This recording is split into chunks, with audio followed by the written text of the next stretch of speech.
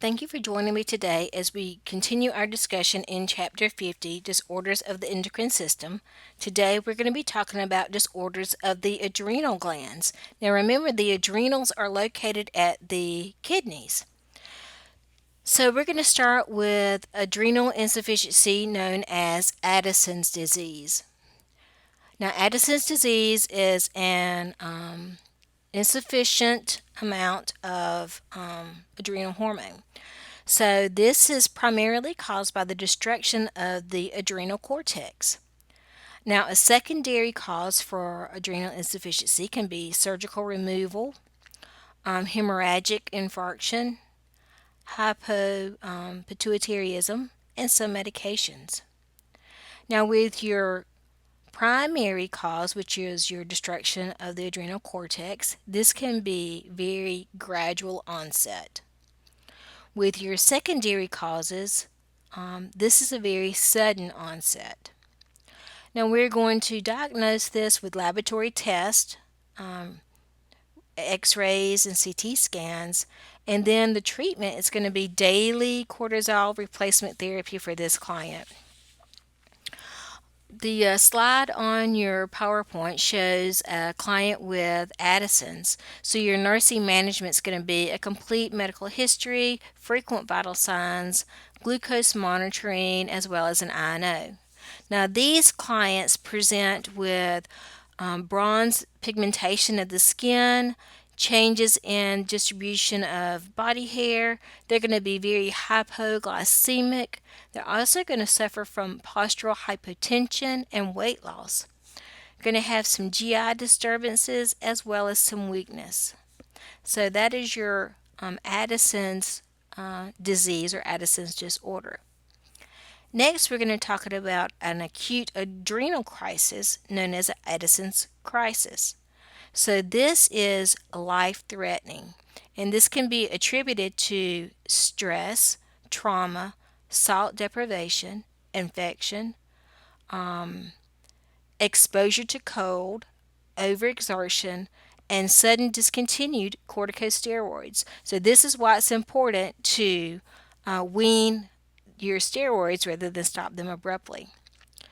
So your assessment findings can be sudden or gradual with this client, but they're going to have anorexia, vomiting, diarrhea, abdominal pain, hypotension, fever, decreasing blood pressure, and shock. Diagnosis is symptoms and history. Our treatment is going to be corticosteroids, so we're just going to give them some IV steroids and antibiotics. Nursing management is going to be recognition and signs and symptoms of Addison crisis, as well as accurate medication or administration of those corticosteroids.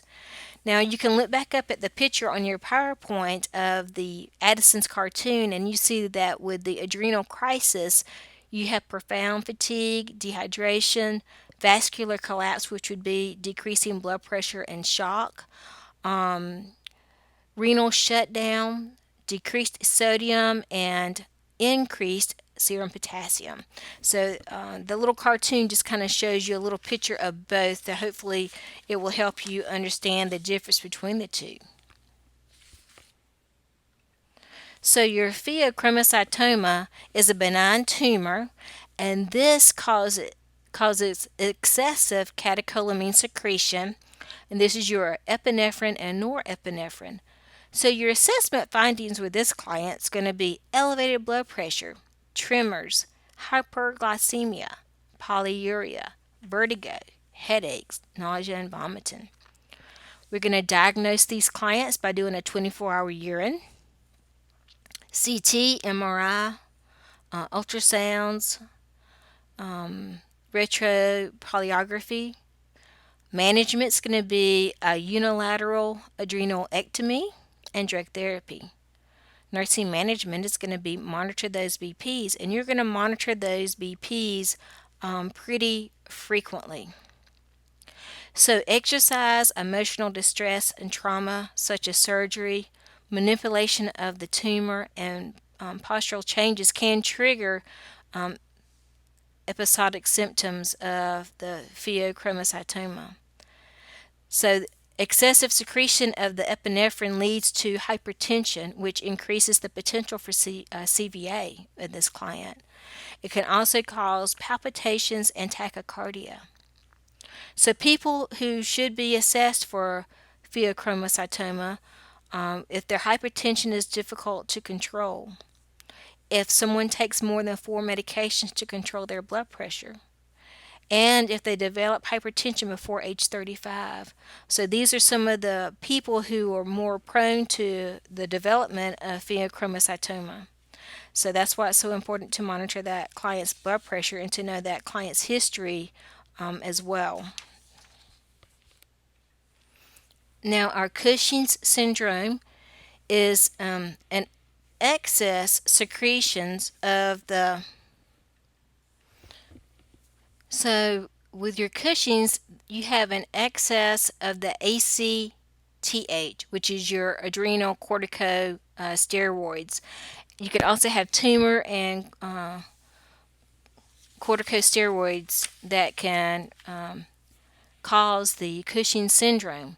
So with the Cushing syndrome, they may have muscle wasting, moon face, buffalo hump, wounds, masculinization, kyphosis.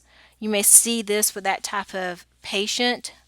You're going to diagnose them by their physical changes. Going to do 24-hour urine test. Do a dexamethasone suppression test. Do x-rays, IV polygrams, CTs, MRIs.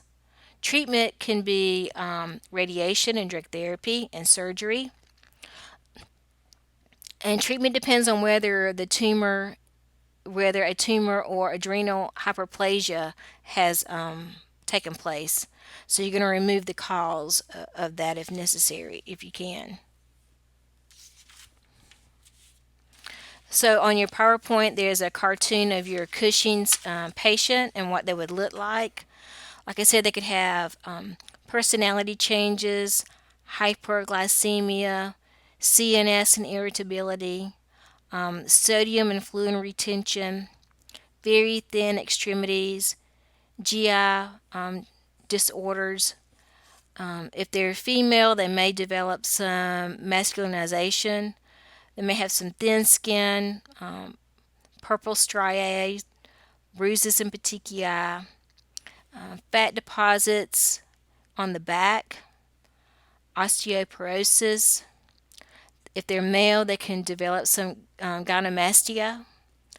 They're very susceptible to infections. They can have a moon face as well. So your nursing management for these clients are complete physical along with medical history and drug and allergy history, vital signs, INO, glucose monitoring, observe color of all stools and test for blood, mood changes, and depression. There's a link to a video on your PowerPoint with Cushing and Addison diseases, the adrenal glands. So I would recommend looking over that. It doesn't, very short video, doesn't take very long to look over. Now we're going to talk a little bit about your Aldosteronism. And this is a benign aldosterone secreting adenoma, an adrenal malignant tumor, or it can be an unknown cause. A secondary cause for this can be pregnancy, heart failure, narrowing of renal arteries, and cirrhosis can also be a cause for hyperaldosteronism.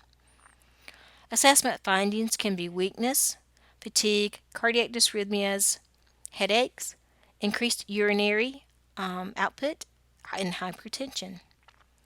We're going to do a series of blood tests, CTs and MRIs, and adrenal venography. Medical and surgical management consists of unilateral adrenalectomy as well as drug therapy and diet therapy for these clients. Nursing management, vital signs, INO, and signs and symptoms of hypokalemia and hyponatremia. And once again, there is a video with hyperaldosteronism, pathophysiology, and just some memory tricks for that. And if you have any questions about disorders of the adrenal gland, just please let me know. Thank you.